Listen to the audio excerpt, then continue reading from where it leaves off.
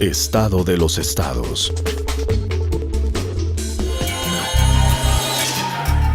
Todo México desde Quintana Roo en Estado de los estados.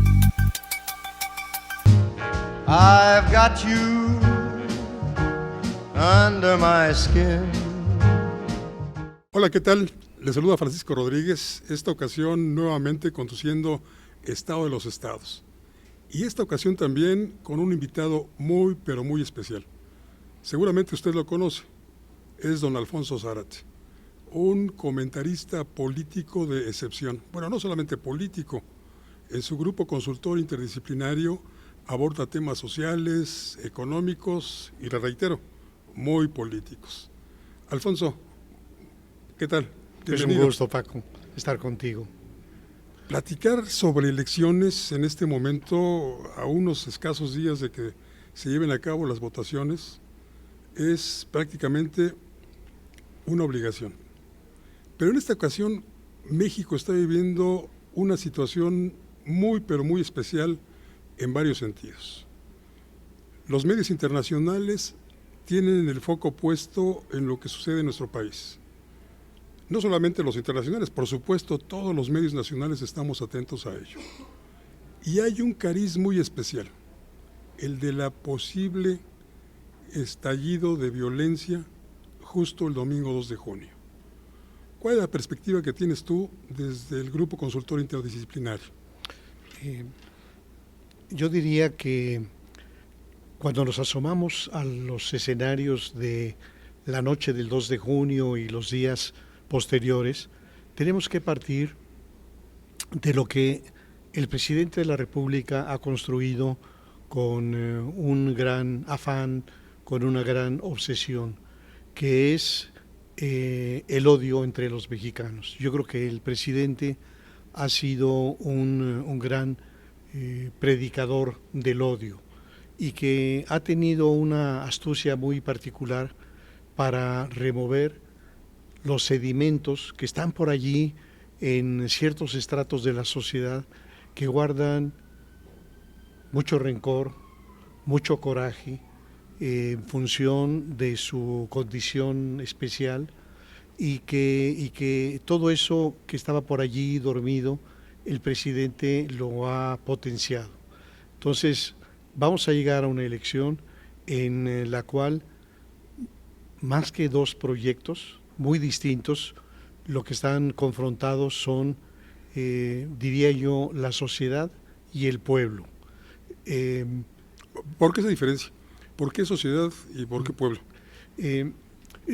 Paco, tú recordarás que en algunos estudios viejos de la década de los 60, estoy refiriéndome a La cultura cívica, esta obra clásica de Almon y Berba, así es, en donde ellos estudian varios casos, varios países, incluyen México, y independientemente de la sustentación de aquella teoría o de aquella hipótesis, creo que tiene elementos muy interesantes.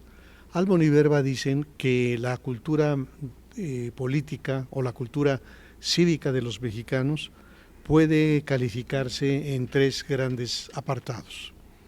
En la parte inferior, dicen ellos, están quienes portan la cultura localista.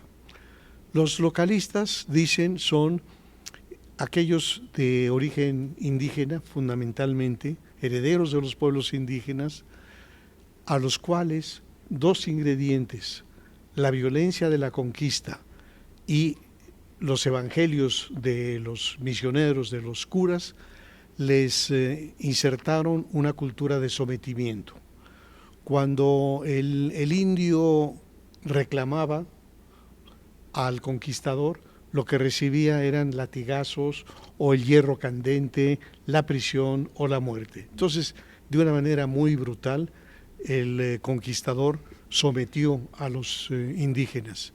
Pero estaba después la parte de los misioneros, que nos trasladan una visión muy funcional para la conquista de la religión cristiana. Estos misioneros le dicen al indio: no te preocupes por los males que recibes en esta vida. Finalmente es una vida efímera. Vas a vivir 50, 60, 70 años si eres longevo, y lo importante es que en el más allá, en donde no hay límite de tiempo, tú vas a disfrutar del paraíso eterno. Pobres de los conquistadores que pueden disfrutar 60, 70 años de esta vida, pero después se van a condenar en las llamas del infierno. O aún menos, porque la expectativa de vida... En aquella época que sería 40 años. Más o Así menos. es. Entonces, lo que estos autores señalan es que ese segmento que está en la base de la sociedad, fundamentalmente indígenas o de ascendencia indígena, desarrollaron una cultura de sometimiento que los lleva hasta la fecha a muchos de ellos a no mirar a los ojos. Entonces, cuando piden algo, lo piden de soslayo. Se refieren en términos, digamos, demasiado cuidadosos. Temen lastimar al jefe, al patrón, porque casi diríamos que traen en los genes esa vieja cultura. Ese sería el pueblo. Ese sería una parte del pueblo, y la otra parte del pueblo, estos autores le llaman el mexicano ambivalente, que ese sí es el grueso, y que representa esta cultura cínica. Es el mexicano que dice: el que no tranza no avanza, no les pido que me den, nomás que me pongan donde hay, el año de Hidalgo, chingue a su madre el que deje algo, el de Carranza, por si el de Hidalgo no alcanza.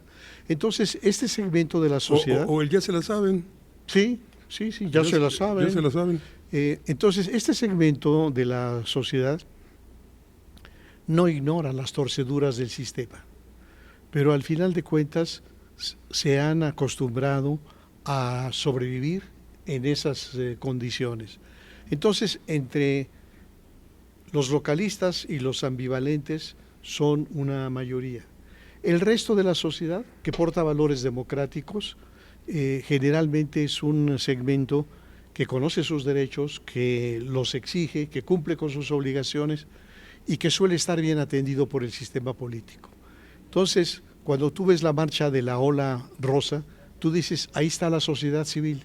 Es decir, ahí está este segmento con mayor información, con mayor cultura, y por el otro lado están estas bases que ha alimentado muy bien el presidente de la República y que son sectores menos informados, diría yo, con una cultura cívica muy, muy pobre, que portan la cultura del dame, de estirar la mano, de papá gobierno, y también esta cultura del ya ni modo, ¿no? De la resignación, del fatalismo.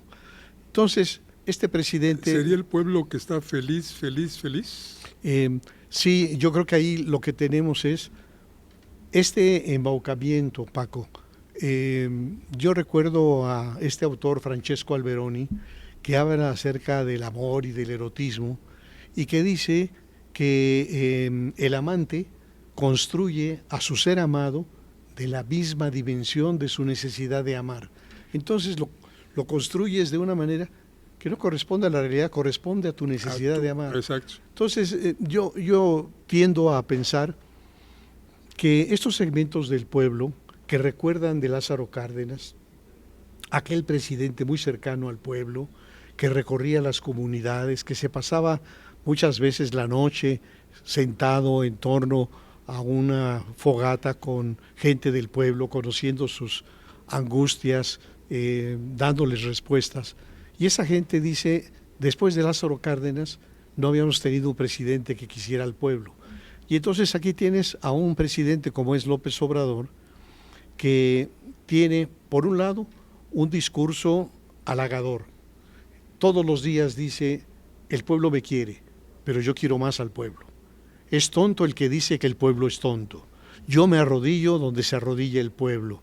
Entonces es todo un discurso que construye esta relación de amor con esos segmentos que se sintieron distanciados, apartados de otros presidentes. Es una simbiosis. Insensibles, sí, se da esta simbiosis, y yo diría que hay que reconocer que el presidente toma decisiones que tienen un impacto muy, muy serio sobre las personas y las familias. Pienso desde luego en los incrementos a los salarios, pienso desde luego en las pensiones, y quienes tienen un nivel socioeconómico medio o alto llegan a decir muchas veces que esa gente se vende por cacahuates, que los están maiceando, y quizá no se dan cuenta del enorme valor que tienen las pensiones sociales para una familia muy pobre. Pienso en esto, Paco. Perdón, pero no solo en lo económico. Cuando López Obrador comenzó a dar las pensiones en la capital de la República, yo recuerdo haber comentado, no solamente en estos espacios, sino incluso en los de prensa escrita, que había revalorado a los ancianos. Dejaron de ser el trasto viejo que las familias arrinconaban para, pues por interés, lamentablemente, pero los habían revalorado. Sin duda. Los cuidaban, porque sin el viejito, sin la viejita, ya no había pensión mensual. Sí, Paco, yo inclusive me imagino que tantos mexicanos que llegan a la edad mayor sin una pensión, y que en ocasiones llegan a la casa de una hija, de un hijo, como arrimados, pero la hija o el hijo también viven en pobreza. Entonces el abuelo, el viejo, la vieja, son una carga para esa familia modesta. Así es. Y de repente reciben la pensión. Y la pensión, por modesta que sea, les permite comprarse una chamarra, ir al cine, invitarle una paleta a los nietos, les da un sentido de dignidad. Entonces, yo no omito el que la decisión de las pensiones, agregado con los incrementos reales al salario mínimo, en donde rompió el mito de que los salarios debían estar comprimidos porque pegaban a la inflación. Bueno, ¿y porque eran atractivos para la inversión extranjera? Sí, una mano de obra barata, en fin. Entonces, esto va generando esta relación de amor que yo diría se explica sobre todo desde una perspectiva psicológica. Es decir, que hay que releer a Sigmund Freud y a la psicología de las masas y cómo, digamos, se produce este enamoramiento de las masas. Todo esto para decir que cuando llegamos a esta fecha, que estamos en la víspera del domingo, día de elecciones, nos encontramos con mexicanos ciudadanos que, por un lado, tienen este apoyo que es absolutamente firme al presidente de la República y en donde las pensiones juegan un papel fundamental. Hay distintos estudios, entre otros de María Amparo Casar, que muestran cómo el más alto porcentaje de quienes reciben las pensiones votarán por Morena. Es una manera de gratitud. Una retribución. Una retribución es, como dice el presidente, amor con amor se paga. Y el otro sector, informado, más consciente, que está viendo con azoro la manera en que a lo largo de estos casi 6 años el presidente ha ido derruyendo las instituciones, ha ido capturándolas, ha ido desdibujándolas, porque el presidente desde un principio se fijó el objetivo de construir el país de un solo hombre. Entonces, un hombre sin contrapesos. Y el resultado electoral del 2018 le dio la posibilidad de tener mayoría en ambas cámaras y con esto ha tenido la posibilidad de trastocar muchas de las instituciones de este país y particularmente aquellas que a partir de la década de los 90 fueron afirmando un ciertamente precario sistema democrático. Así que lo que vamos a encontrar, según yo imagino, es que cualquiera que sea el resultado de la elección presidencial, gane Xóchitl o gane Claudia, prácticamente la mitad de la ciudadanía va a quedar profundamente dolida, lastimada. Imaginemos, por ejemplo, que quien gana es Claudia Sheinbaum. Esos millones de mexicanos que miran con miedo el proceso, porque además en estos casi 6 años el presidente no logró totalmente la captura de las instituciones. Ciertamente ha golpeado muy duramente al Poder Judicial, ha lastimado y ha medio penetrado al Instituto Nacional Electoral, al Tribunal Electoral, al Instituto Nacional de Acceso a la Información, pero al final de cuentas no pudo demolerlos, no pudo desaparecerlos, pero ya nos advirtió. En las 20 iniciativas, 18 constitucionales, 2 legales, que va por todo. Y Claudia Sheinbaum lo que nos ha dicho es que ella va a llevar a la realidad, si el voto se lo permite, este proyecto de profundo retroceso. Yo creo, Paco, que lo que está planteando en este momento la candidata y el proyecto para el país de esas iniciativas que dio a conocer el 5 de febrero es una regresión brutal, cuando menos a los días de Gustavo Díaz Ordaz. En los 60, Sí. exactamente. Hablabas, y te escuchábamos muy atentamente porque la explicación es muy clara, del amor. El amor, esta simbiosis, López Obrador, un segmento del pueblo. Pero dice el refrán, del amor al odio hay un paso. Y también hay un segmento del pueblo que ejerce la violencia y que podría ejercerla este próximo domingo. De eso te comentaba al principio. La atención mundial está puesta en eso. El lunes pasado, por ejemplo, hace 2 días, 2 diarios de circulación mundial, The Washington Post y The New York Times, hacían hincapié en ello. ¿Qué tan posible es que la violencia se desate o que nada más sea una especie de, pues lo contrario, un aliciente, para que la gente no vaya a votar? Si te parece, platicamos sobre esto en cuanto regresamos de la pausa, para que tomes un poco de agua porque ya se nos secó la boca. Gracias, Paco. Enseguida volvemos. Estado de los estados.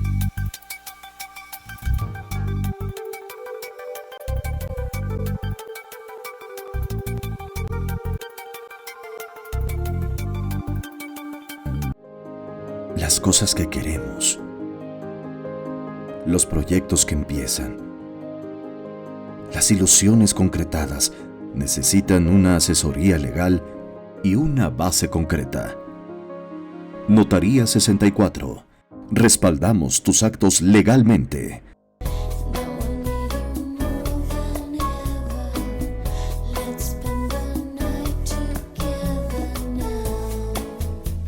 Ver tus programas favoritos de MXN Televisión en la comodidad de tu casa es muy fácil. En tu pantalla Smart TV, abre YouTube. En el icono de buscar, escribe MXN Televisión. Da clic en el círculo blanco en nuestro logo. No olvides darle seguir. Te abrirá nuestro canal principal donde podrás encontrar todos los programas y cápsulas que hemos subido, desde tu programa de Estado de los Estados, Fuego Cruzado, Atrévete a leer, Reporte 10 y varias listas de reproducciones con los temas que más te gustan. Igual puedes entrar al canal de Lilia Arellano. Ahora a disfrutar de tus programas favoritos.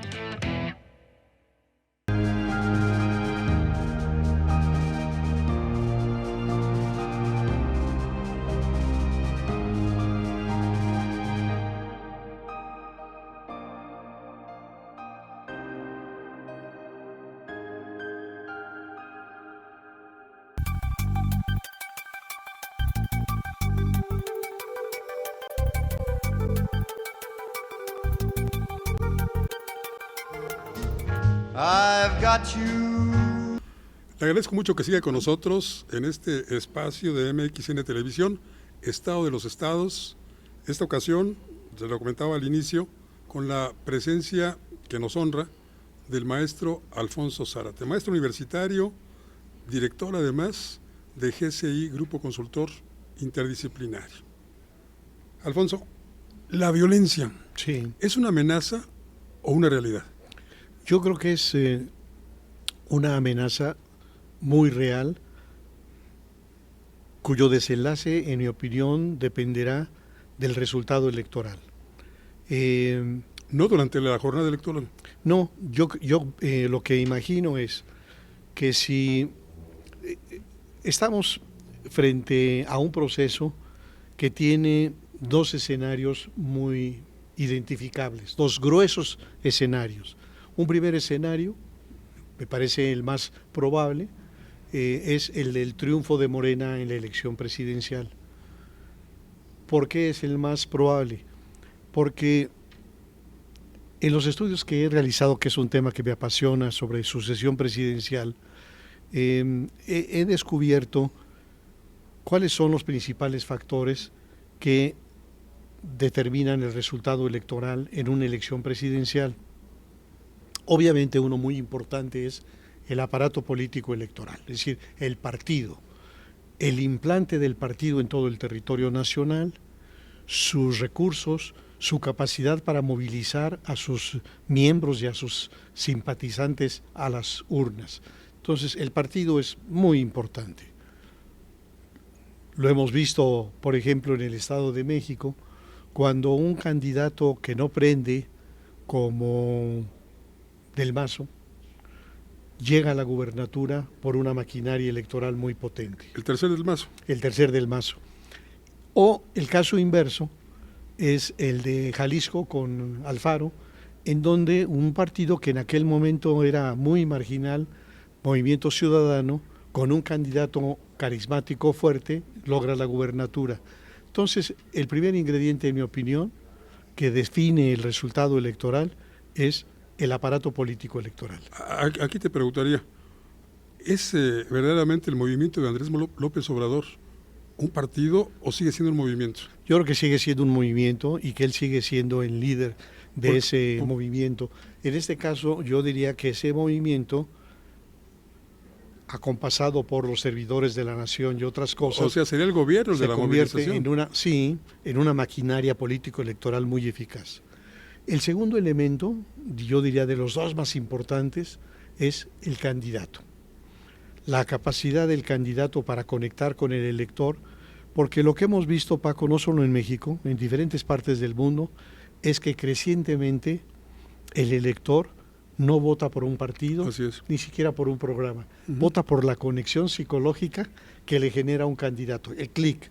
Le tiene confianza, por alguna razón, le inspira confianza y cruza por él. Entonces, aquí, naturalmente, la ventaja la lleva Xóchitl, porque yo creo que Xóchitl es una candidata que genera simpatía, su naturalidad, su espontaneidad, su agilidad mental, su trayectoria, etcétera. Incluso sus palabrotas, ¿no? Sí, todo eso. Porque así hablamos los mexicanos. Exacto. Y eso nos recuerda un poco el caso de Vicente Fox, cuyo carácter dicharachero y rancherón tuvo mucho éxito frente a la parsimonia de los priistas. Entonces, ahí tienes dos ingredientes: aparato político electoral, candidato. Pero luego está el legado, es decir, esto que se traduce en el voto en defensa propia o el voto de castigo o al revés, el voto de premio. Y aquí, como tienes esta sociedad tan separada, los alimentados con las pensiones sociales van a votar por quien les diga Andrés Manuel. De hecho, así lo han hecho en los últimos años. Es decir, y se los dice todos los días en las mañaneras.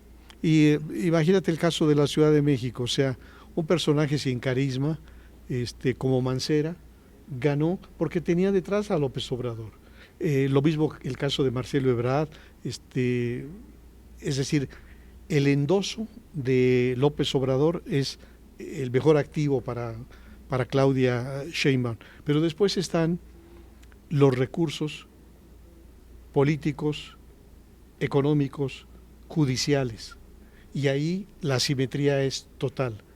El aparato gubernamental tiene la unidad de inteligencia financiera, tiene al SAT, tiene los sistemas de inteligencia civil y militar, y ya sabemos cómo juegan. Incluso la autónoma fiscalía, ¿no? Claro, incluso la fiscalía. Entonces, ¿qué han hecho a lo largo de estos meses? Pues rascar y rascar y rascar y ver dónde diablos encuentran algo escandaloso o fabricado, etcétera, que pueda afectar a su candidata opositora. Esto ya pasó en las elecciones del 2018. El presidente suele decir que Peña es un demócrata y que no se metió en las elecciones. Uh-huh. Todos recordamos la manera en que entonces la Procuraduría persiguió y descarriló a Ricardo Anaya. Claro. Entonces, claro que se metió en la elección y ellos, claro que se están metiendo. Entonces, en este otro factor que es la disponibilidad de recursos económicos, políticos, judiciales, todo favorece al aparato gubernamental. Luego están las alianzas, las redes de alianzas, el tejido de estas redes con los poderes fácticos, legales o ilegales.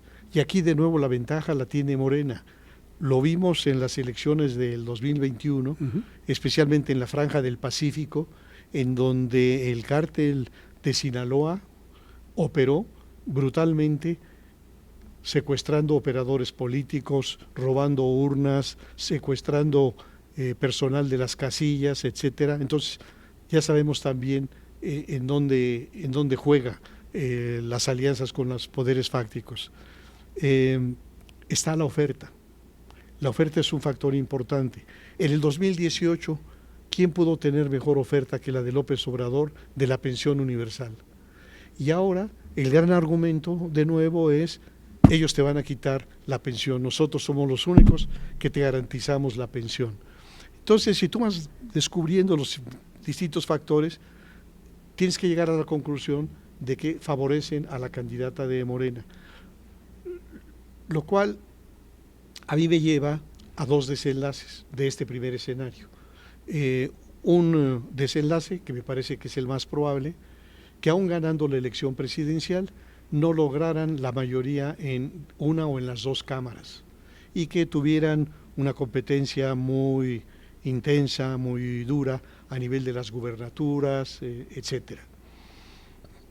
El segundo desenlace, que me parece muy preocupante, sería el del carro completo, que se diera un resultado de esta naturaleza y entonces sí, lo que vendría sería esta profunda regresión, porque se capturaría al Instituto Nacional Electoral, se desnaturalizaría al Poder Judicial, se desaparecería al INAI y veríamos esta construcción de un gobierno profundamente autoritario.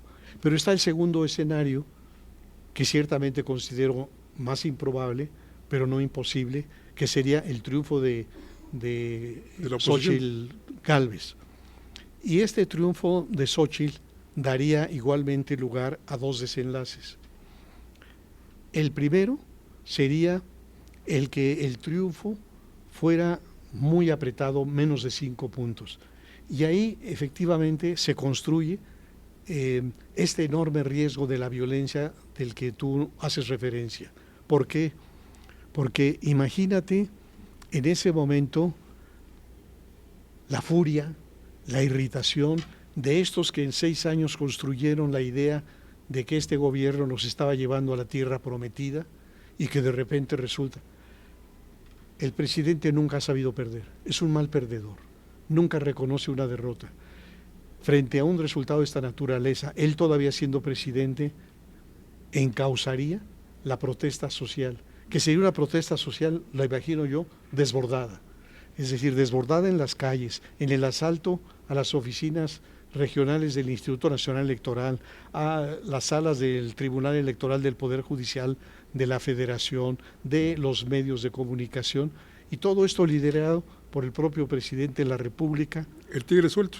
El tigre suelto, exactamente, y cuando el tigre está suelto, solo hay una persona que puede amarrarlo, y se llama Andrés Manuel. Y frente a este tigre suelto y las hordas moviéndose, ya no bloqueando Paseo de la Reforma, sino multiplicando esto por todo el país, la gran pregunta es, ¿y qué haría la Guardia Nacional? ¿Y qué harían las Fuerzas Armadas? ¿Y qué harían las policías estatales de los gobiernos de Morena? Nada. Es decir, dejarían que el caos se impusiera para que apareciera el único capaz de salvar a la patria. Y ahí la gran interrogante, Paco, es si las Fuerzas Armadas honrarían su compromiso con la Constitución o acatarían las órdenes de su comandante en jefe. La gran duda. Y el factor externo, ante una situación como esta que acabas de describir, Alfonso, ¿qué papel jugaría, por ejemplo, el vecino del norte arguyendo su seguridad nacional? Yo creo, Paco, que el factor externo siempre ha estado presente en nuestros procesos políticos. Sabemos muy bien que la caída de don Porfirio tuvo que ver en gran medida con que el viejo dictador le tenía mucha desconfianza a Estados Unidos y entonces buscaba equilibrar la inversión norteamericana con la inversión europea. Que la caída de Madero tuvo que ver de nuevo con Estados Unidos, porque Francisco I. Madero tenía su corazón más por Europa que por Estados Unidos. Pero incluso Obregón, cuando Obregón lanza su manifiesto en donde dice aspiro a la presidencia de la República, antes de hacer campaña en México va a Estados Unidos, se entrevista con el presidente de los Estados Unidos y don Luis Cabrera escribe que la visita de Obregón a Washington no es sino la confirmación de esa triste verdad que es nuestra dependencia. Sin embargo, Estados Unidos mantuvo durante 70 años una relación constructiva con los gobiernos priistas. Yo creo que no tenían duda del carácter autoritario de los gobiernos priistas. Y aquí creo que vale la pena, sobre todo para quienes nos escuchan, el hacer una distinción entre el gobierno autoritario y la dictadura. Porque yo escucho muchos analistas que dicen que estamos ante una dictadura y que lo que viene será más claramente una dictadura. No, yo creo que hay que usar los conceptos con mucho más cuidado. ¿Por qué? Porque el régimen autoritario es un régimen que recoge ingredientes de la democracia y otros de la dictadura. Pero en la lógica, por ejemplo, del autoritarismo priista, la represión nunca fue la primera respuesta. Cuando había una demanda social legítima, la primera reacción del gobierno era atenderla. Si tenía recursos, la atendía. Si no tenía recursos y no podía atenderla, la segunda respuesta era la cooptación de los líderes. Todos hablaban con el líder campesino, por ejemplo, le decían, mira, no te podemos responder en esto, pero te ofrecemos una representación. Que seas candidato a diputado, que seas legislador y que desde el Congreso defienda los intereses de tu gente. O que importes camionetas y te las legalizamos. Exacto, o te damos. Si fallaba la no respuesta, digamos, civilizada, si fallaba la cooptación, entonces lo tercero era la represión. Pero en las dictaduras es al revés, la primera opción es la represión. Entonces, digamos, lo que tuvimos en estos largos años del PRI fue un gobierno autoritario. Y Estados Unidos se llevó muy bien. ¿Por qué? Porque era un gobierno eficaz. Eficaz fundamentalmente en mantener la gobernabilidad. Se llegó a decir que era la paz del PRI. O sea, el PRI tenía la capacidad para construir condiciones de paz en la sociedad. Entonces yo creo que el gobierno norteamericano, con un gran cinismo, va a pagar por ver. Y va a ver si este gobierno, con un perfil todavía más autoritario, respeta sus intereses, si sus empresas siguen teniendo utilidades. Y aquí quiero referir una experiencia que tuve hace algunos años, Paco, en donde en GCI realizamos un estudio para conocer el punto de vista de los grandes empresarios sobre la marcha del país, sobre el gobierno, sobre las políticas públicas. Y yo tuve la responsabilidad de hacer 30 entrevistas. Separé ese universo en 3. 10 entrevistas las hice a los líderes de las corporaciones empresariales. Entrevisté al entonces presidente del Consejo Coordinador Empresarial, de Concamín, de Canacintra, del Consejo Nacional Agropecuario, etc. Las otras 10 fueron a los presidentes ejecutivos de las empresas globales asentadas en México. Y los últimos 10 a los hombres del dinero, digamos, tipo Lorenzo Servitje. ¿Cuál fue la conclusión que me sorprendió muchísimo? Que quienes eran dirigentes de corporaciones tenían preocupación por el rumbo del país, por la mediocridad de la conducción gubernamental, y algo similar ocurría con los dueños del dinero. No así con los directores de las empresas globales. Y cuando yo le pregunto a uno de estos, oye, pero ¿qué no te estás dando cuenta de el ascenso de la violencia, las extorsiones, los secuestros, el precario Estado de Derecho? Su respuesta fue, mira, nosotros tenemos negocios con Irán, tenemos negocios con Egipto, entonces sabemos operar en esas condiciones. Piece of cake. Lo único que nos preocupa es que hay utilidades. Entonces, si las condiciones de seguridad son precarias, pues le ponemos una camioneta blindada a nuestro director o hasta construimos un búnker para nuestros directivos, pero nosotros vamos a operar donde haya ganancias. Y la otra cosa paradójica es que este gobierno que dice que primero los pobres, lo cierto es que los millonarios se han vuelto multimillonarios. Así es. Más la nueva camada, Paco, la del clan, la de la familia del presidente, en fin, los nuevos ricos, pero la nueva mafia del poder. La nueva mafia del poder. Esos que decía el presidente que eran una minoría voraz, bueno, pues sigue siéndola, pero ahora al amparo de este gobierno. Una pregunta, espero que no sea la última para que volvamos a platicar en este espacio en muchas otras ocasiones, pero una pregunta final para despedirnos. El papel del INE frente a todas estas violaciones flagrantes que hemos visto por parte de prácticamente todos los actores políticos.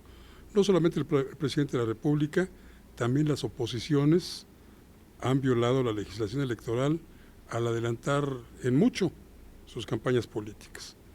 ¿Tenemos un INE a la altura de nuestras expectativas? Desde luego que no, Paco. Yo creo además que en esta idea de construir el país de un solo hombre y de derruir o capturar a las instituciones, nosotros podemos identificar la manera en que paso tras paso el presidente fue preparando las condiciones, en primer lugar, para su permanencia en el poder, la permanencia de él mismo. Lo hizo con este discurso permanente de el pueblo pone y el pueblo quita. Uh-huh. Y cuando decía yo voy a estar aquí mientras el pueblo quiera. Eso lo acompañaba con distintos ejercicios, por ejemplo, el intento que hizo para que Bonilla prorrogara su mandato, el intento que hizo para que Saldívar prorrogara su mandato. Entonces, una reelección disfrazada de prórroga. Uno en Baja California, el otro en la Suprema Corte. En la Suprema Corte. Los dos le fallaron y de alguna manera le dijeron, no está. Por ahí no va. Por ahí no va, no es tan fácil. Pero el presidente fue, digamos, construyendo las condiciones para permanecer. Al final de cuentas, resolvió permanecer a través de la nacida de sí, de la que es su creación, la que él decidió, porque me parece que solo con una enorme ingenuidad se puede pensar que Claudia Sheinbaum fue producto de una encuesta, fue producto de un dedazo disfrazado de encuesta. Entonces lo que tenemos es una candidata que presumiblemente ocupará la presidencia, pero que será, digamos, la representante en la tierra de Andrés Manuel López Obrador. ¿Y por qué digo así? Pues porque quiero recordar que este presidente cree que tiene una misión divina, que el Creador le dio una misión y que él está en el tránsito para construir esa misión. Se ha comparado incluso con Jesucristo, ¿no? Sí, y luego ves a personajes como el padrecito Solalinde, que observa en Andrés Manuel rasgos de santidad. Ujú. O en Atolini, que dice que está a la altura de Jesucristo, Sí, sí, sí. o de Mandela, o de Martin Luther King, Incluso de Gandhi. de Gandhi, así es. Entonces, lamentablemente, esa parte de la ciudadanía con poca información, con una mente simple, lo han logrado construir, como diría Alberoni, al mismo tamaño, de la misma dimensión de su necesidad de amar. Y lo peor, Paco, es que yo creo que no va a haber decepción. Es decir, algunos analistas dicen que en muy poco tiempo se va a derrumbar el mito de López Obrador. Yo no lo creo. Y no lo creo porque miro la experiencia en Argentina de Evita Perón. Han pasado más de 70 años y el mito sigue allí. Entonces, Y el peronismo vive. y el peronismo vive. Esa demagoga, esa oportunista, en fin, sigue también santificada, Santa Evita Perón. Ujú. Y vas a Buenos Aires y te encuentras en los paseos que te venden los cassettes con los discursos de Evita Perón. Entonces yo creo que ese segmento, con poca información, con una mente no sofisticada, con el paso de los años le van a decir a sus hijos, no, habrías de ver en los días de López Obrador, cuando nosotros jóvenes recibíamos la pensión, en fin, cuando no hubo corrupción en los de arriba, en fin. Así decía mi abuelita de Porfirio Díaz. Sí, sí, claro. Alfonso, de verdad, nos quedan muchos temas que platicar contigo. Yo espero que nuevamente aceptes otra invitación a venir a charlar con nuestros amigos del auditorio, a quienes les agradecemos, por supuesto, el que hayan asistido no a esta charla, a esta cátedra del maestro Alfonso Zárate. Muchas gracias, Paco. Alfonso, gracias nuevamente. Muchas gracias. Y gracias a usted. Los esperamos la próxima semana en otra emisión más de Estado de los Estados. Estado de los Estados.